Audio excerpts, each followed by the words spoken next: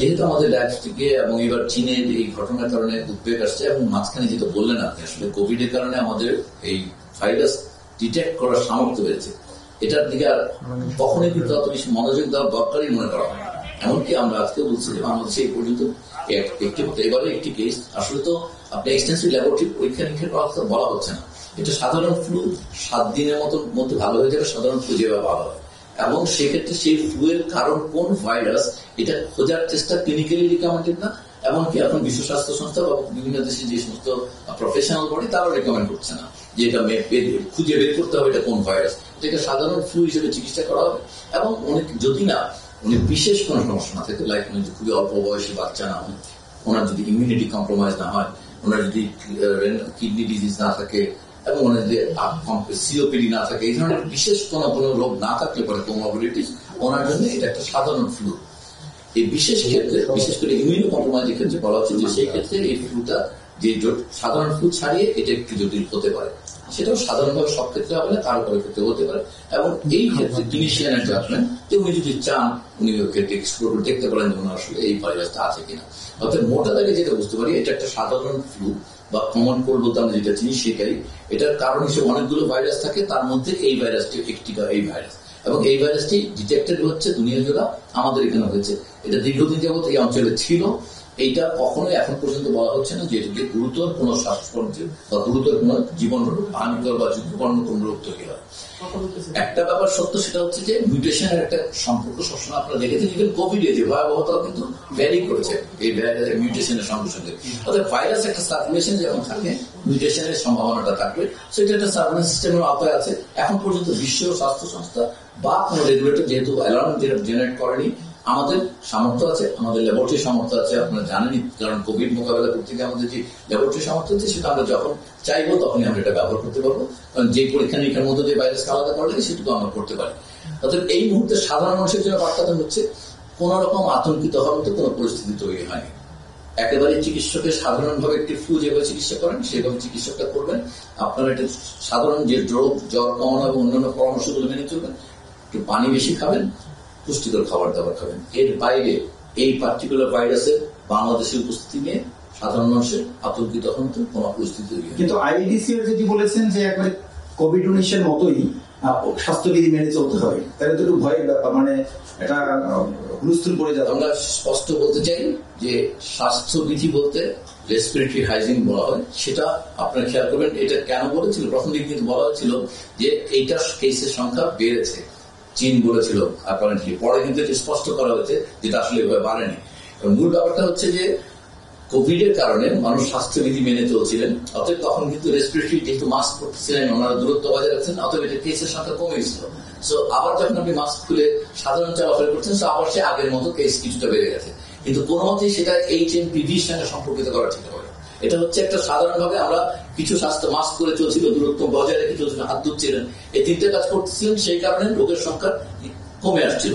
এখন সেগুলো আবার না মানা শুরু করার কারণে আবার একটু ইনসিডেন্সটা বেড়েছে। কিন্তু এটা কোনোভাবেই এখন পর্যন্ত কোন জায়গাতে বিজ্ঞানের কোন অংশেই এটাকে SARS-CoV-2 এর সঙ্গে কোন তুলনীয় কোন ভয়াবহতা এটা আছে কেউ বলে। ওই ধরনের কি পরামর্শ দিচ্ছেন আপনি যে আবার মাস্ক পরা কিংবা হাত ধোয়া কিংবা ডিস্টেন্স মেনে চলা এই ধরনের পরিস্থিতি আসতে পারে কিনা, কিংবা এই ধরনের কোনো পরামর্শ আপনি দিচ্ছেন কিনা? এই মুহূর্তে এই ধরনের পরামর্শ না, কিন্তু এটা একটা সাধারণ স্বাস্থ্যবিধির পরামর্শ আসলে ছিল বাংলাদেশের জন্য সবসময়। সেটা হচ্ছে মার্চ, এপ্রিল এবং নভেম্বর, ডিসেম্বর এই দুটোর সময় আসলে রেসপিরেটরি হাইজিনটা মেনে চলা, এটা আসলে আমাদের দীর্ঘদিন এটা আমাদের চর্চা নেই। আপনারা যদি বিভিন্ন অঞ্চলে যান দেখবেন যে ওখানে একটা সাধারণ চর্চা, আসলে যখন ফ্লু সিজন হয় তখন তারা একটা রেসপিরেটরি হাইজিন মেনে চলে এবং তারপরে ফ্লু রেজিস্ট্যান্সটা কমে যায়।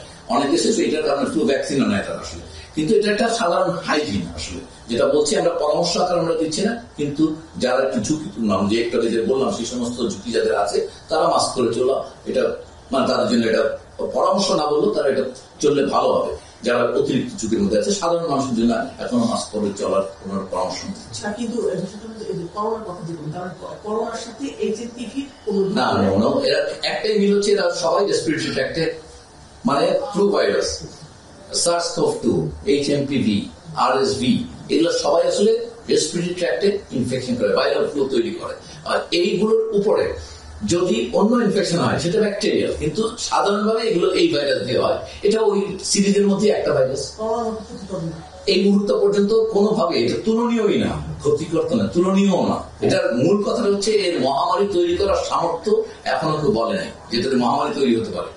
এই ব্যাপারটা স্পষ্ট হওয়া দরকার। আমাদের এই মুহূর্তে একজন, এটা তো ব্যাপারটা আমাদের পরীক্ষা নেই, এটা আসলে করলে পরীক্ষা করে এই HMPV ডিটেক্ট করার কোন প্রয়োজনীয়তা মনে করা হচ্ছে না। এটা ক্লিনিক্যালি যদি না তার কোমরবিডিটিস থাকে এবং যদি রোগীর ভয়াবহতার কারণে তাকে মানে মনে করা হয় জানা দরকার।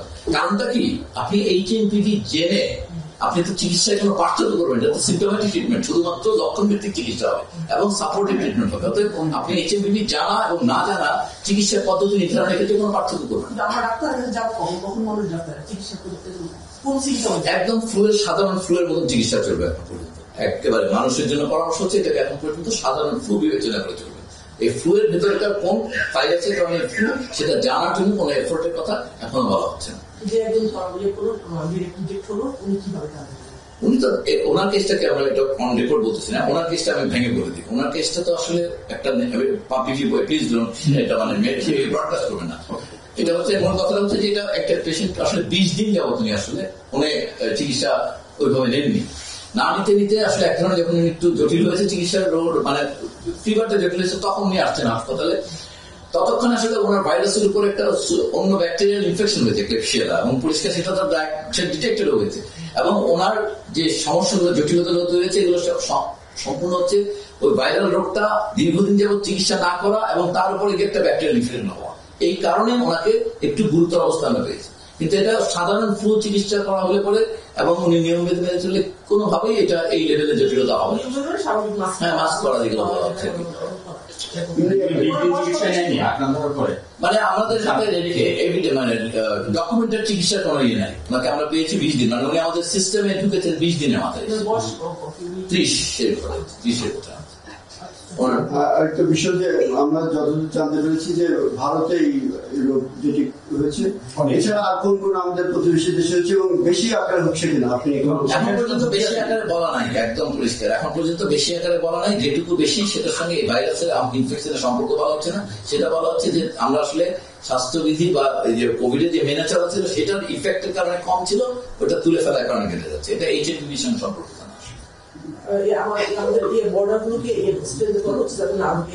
না, ঠিক এরকম কিছু এখনো বলা হয়নি। এটা ইন্টারন্যাশনাল হেলথ রেগুলেশন এটাকে এখনো ওই জায়গায় আনা হয়নি যে বর্ডার রেগুলেশন ইম্পোজ করা হবে। WHO এই ব্যাপারে কোন রকম কোন সতর্কবাণী দেয়নি এখন স্পষ্ট।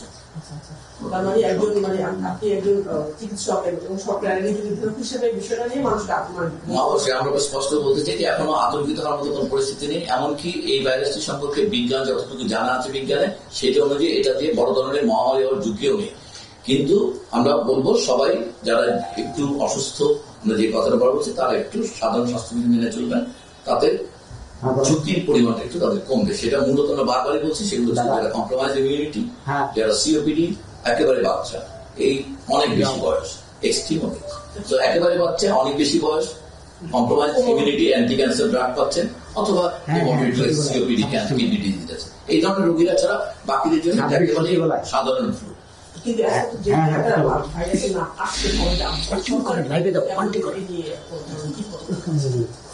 আমাদের মানে এই ভাইরাস আমরা জাস্ট প্রস্তুতি আছে, আমাদের ল্যাবগুলোকে আমরা ইকুইপ করেছি, আমাদের কিটস আছে, আমি জোগাড় করেছি, কিটস আছে, সংগ্রহ ছিল। এটা আসলে টেকনিক্যালি বলা যাবে না, মানে এটা আমাদের ল্যাবগুলো একাধিক বড় ল্যাব সবার সামর্থ্য আছে, মানে আমাদের IDCR, BSMMU, নির্মাস সবারই সামর্থ্য আছে। এবং আপনারা জানেন যে কোভিড এর সময় আমাদের যে সামর্থ্য করেছে ওটার মধ্যে একটা বড় অংশ এখন নন ফাংশনাল, যেহেতু প্রয়োজন ছিল না, চাইলেই করে আমরা কন্ট্রোল হতে পারবো আর কি যখন তখন, কিন্তু এটা ওই ধরনের কোনো ঝুঁকি নেই আর কি। নিউমোনিয়া এটা হচ্ছে কমন কথা, নিউমোনিয়া হবে না, নিউমোনিয়াটাকে ম্যানেজ করতে পারলে কোনোভাবেই কোনো সম্ভাবনা নেই। আচ্ছা, একটু যদি এখন সংক্ষেপে যদি পুরো এটা একটু বলেন, মানে অনেকগুলো আচ্ছা একটু বলেন একবারে এইটার অবস্থাটা কি, সবশেষ পরিস্থিতি কি, কতটা ভয়াবহ? তাহলে র্যাপ করি যে HMPV আসলে শ্বাসতন্ত্রের যে ভাইরাল সংক্রমণ হয়, এই যেটুকু আমরা সাধারণভাবে কমন কোল্ড অথবা ভাইরাল ফ্লু বলি, এর অনেকগুলো ভাইরাস যেটা হয় HMPV তার মধ্যে একটা। এটা এই দেশে এবং পৃথিবীতেও দীর্ঘদিন যাবত আছে, এই দেশেও প্রায় 20 বছরের বেশি সময়কাল যাবত আছে। অর্থাৎ এই ভাইরাসটা দিয়ে কমন কোল্ড হওয়া বা ফ্লুতে আক্রান্ত হওয়ার ঘটনাটি একেবারেই আমাদের এখানকার সাধারণ ঘটনা। এখন এই ভাইরাল ফ্লুর বেলায় আসলে কোন ভাইরাস দিয়ে ফ্লুটি হয়েছে এটা ডিটেক্ট করতে যাওয়াটা এটা একটা রিকমেন্ডেড পদ্ধতি না ক্লিনিক্যালি।